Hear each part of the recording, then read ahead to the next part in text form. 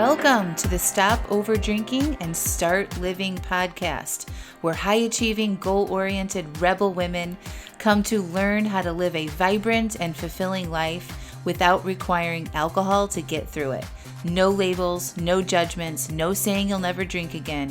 Just real proven methods to help you stop rebelling against yourself with alcohol so you can drink less and do more. I'm your host, Angela Mascenik. Let's dig in.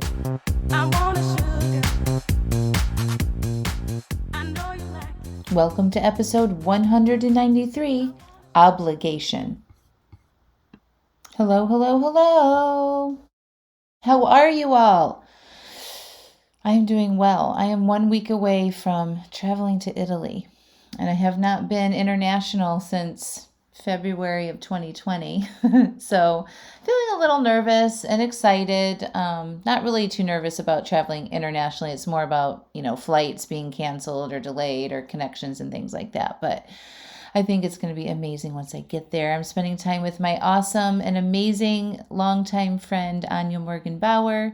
She is somebody that I've been talking on the phone a lot with since COVID. We probably talk at least 2 to 3 times a week. I met her in coach training, 4.5 years ago.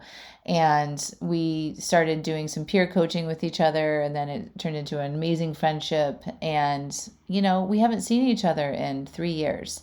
And so we get to spend 3 full days together in person, and I am so excited about it. And then I'm going on to a retreat in Positano, and yeah, it's going to be great. I have been spending a lot of time with the family this summer on trips and managing their schedules and camps and pickups and all the things. So it'll be a nice little change of pace for me, and I'm getting pretty excited about it. So this week, though, I want to talk about feeling obligated. And, we all have obligations. And when you usually think about obligations you have, your mind might go to what you need to do for other people. So if you're a mom, you're obligated to taking care of your kids. If you are in a professional workplace, you've got, work obligations. Or maybe you're partnered with somebody, you have partner obligations, right? School obligations. And I want to bring your attention to the obligation you might not be paying attention to, and that obligation is to yourself. Okay, so if you are feeling obliged to yourself and your well-being of happiness and pleasure, what would you do for yourself today?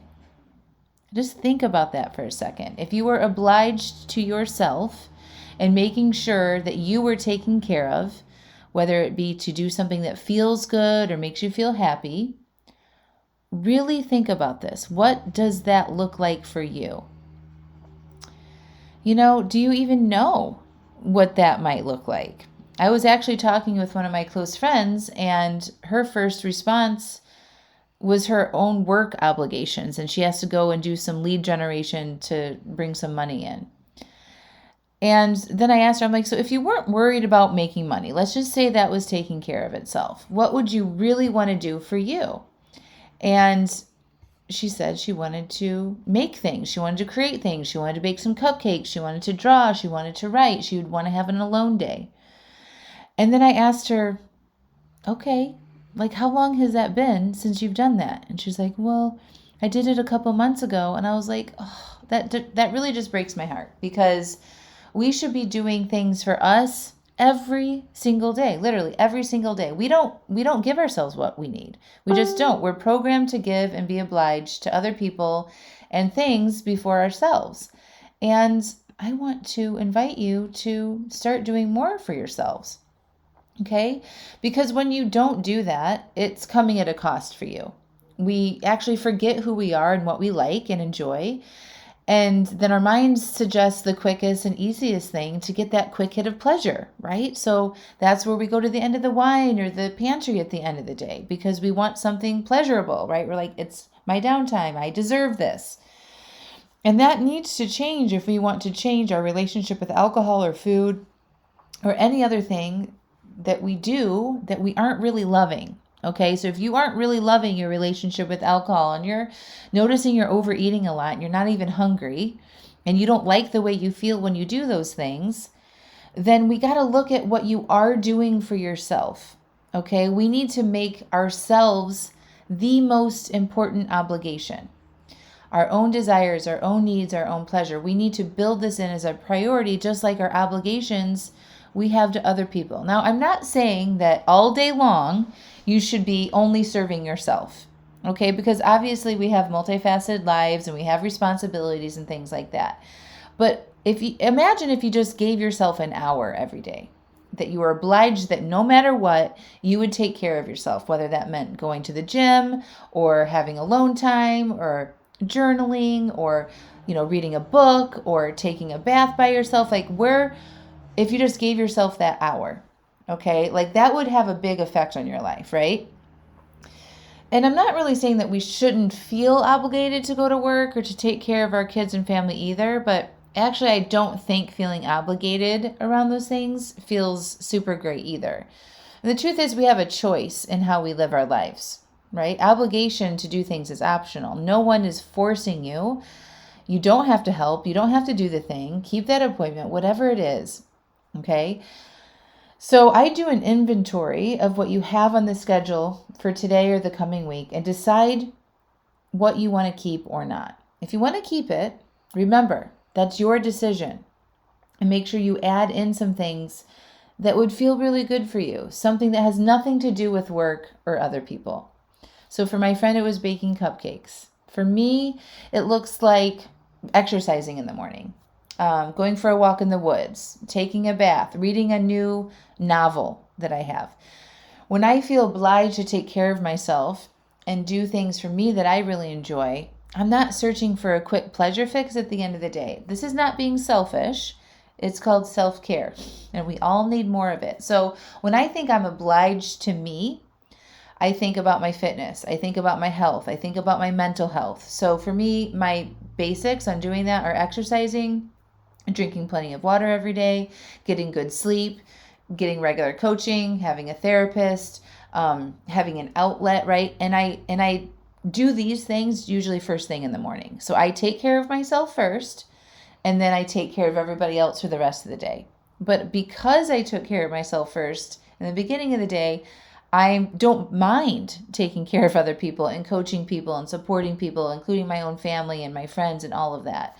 It helps me be able to give more to more people without feeling like resentment about it or feeling obligated or like I have to do something. Okay? So it's like putting your oxygen mask on first so that you can be an even better support for all the rest of the humans in your life. And I would love to hear what you guys are obliging yourself to do.